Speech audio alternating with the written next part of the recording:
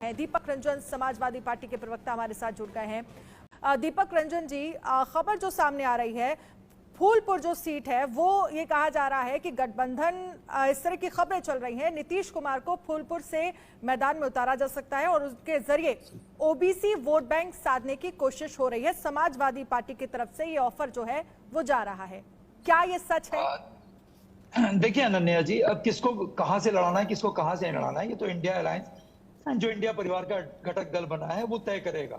लेकिन इसमें कोई बुराई नहीं है, इसमें कोई हर्ज नहीं है कि खड़गे साहब उत्तर प्रदेश से लड़ सकते हैं और नीतीश कुमार जी यहाँ पर फूलपुर से चुनाव लड़ सकते हैं या जिस भी कॉन्स्टिट्यूएंसी से चुनाव लड़ सकते हैं। देखिए, ऐसा है कि दलित समाज को भारतीय जनता पार्टी ने सिर्फ गुमराह करने का काम किया, सिर्फ बेवकूफ बनाने का काम किया।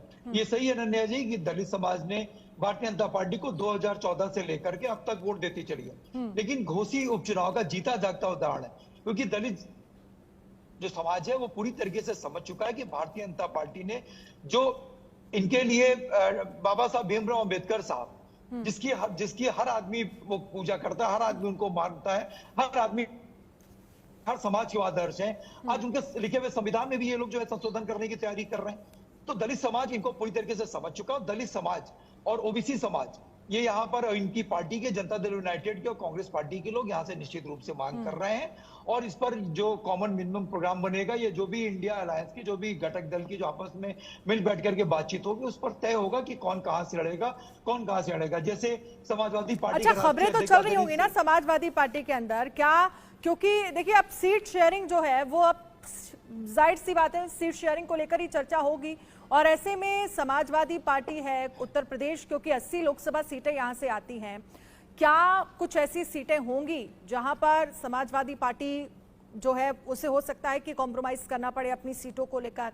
इस तरह की स्थितियां और अंदर खाने में ये जिक्र तो चल ही रहा होगा ना? नहीं अनन्या जी, मैंने कहा ना कि ऐसे बिहार में समाजवादी पार्टी के राष्ट्रीय अध्यक्ष के लिए वहां पर मांग उठ रही है कि समाजवादी पार्टी के राष्ट्रीय अध्यक्ष जी को यूपी में भी लड़ाया जाए और बिहार में भी लड़ाया जाए।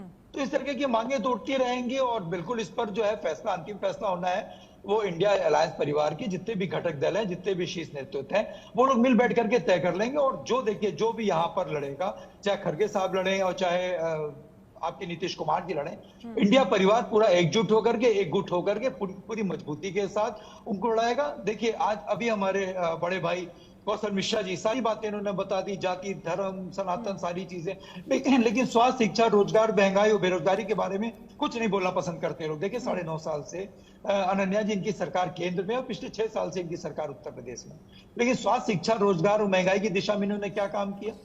इन्होंने सही कहा कि 6 जगह भारतीय जनता पार्टी लड़ी थी और एक जगह इनके इंडिया के अलायंस लड़ा था, उनका कैंडिडेट था, इंडिया अलायंस का कैंडिडेट था, और साथ में 4 सीट हारे वो, 4 सीट वो जो है इंडिया परिवार जीती है और 3 सीटें जीतने का काम किया। देखो, उत्तर प्रदेश में जो घोसी का चुनाव है, ये सही है कि वो सरकार बनाने बिगाड़ने का चुनाव नहीं था अनन्या जी, लेकिन उसने संदेश बहुत बड़ा दिया, क्योंकि लोकसभा से 2-3-4 महीने पहले का चुनाव था, तो उसने बहुत बड़ा संदेश दिया। और मैं समझता हूं कि घोसी के चुनाव में उत्तर प्रदेश का कोई ऐसे छोटे से लेकर के बड़ा नेता बड़ा संदेश दिया है, इंडिया गठबंधन के फेवर में ये संदेश है। कौशल जी, आपके अगर हम मेडिकल कॉलेज की बात करें तो 387 मेडिकल कॉलेज थे, आज बीच में नहीं बोले, कौशल गुमराह करना, झूठ बोलना बंद कर दीजिए।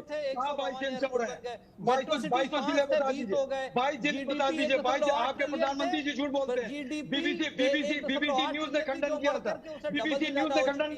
अभी जमीन लेके बात नहीं कर पाए आप लोग एम्स की, और आपके प्रधानमंत्री जी कह रहे हैं कि वहाँ पर एम्स चल रहा है। कितना झूठ बोलते हैं आप लोग? बिलियन का था जो 750 बिलियन हो गया, एयरपोर्ट 74 से 152 हो गए, पावर जो 40% थी गांव में वो बढ़कर 50% हो गई है। जो हाईवे की लेंथ है 680 किलोमीटर थी, 4000 किलोमीटर बन गई। नेशनल हाईवे 25,000 किलोमीटर जो 53,000 किलोमीटर हो गए। दरभंगा के एम्स आपने बताया, आज 55,000 किलोमीटर हो गई। रिन्यूएबल एनर्जी दरभंगा के एम्स रिन्यूएबल 25 गीगावाट थी जो बढ़कर 95 गीगावाट हो गई। एक यूनिकॉर्न था जो बढ़कर 114 यूनिकॉर्न हो गए। 1 GB डेटा की कीमत 200 रुपए थी, आज 15 रुपए हो गई है। तो कितना, क्या जिस लेवल पे आप बात करना चाहते हो उस लेवल बात करें। अरे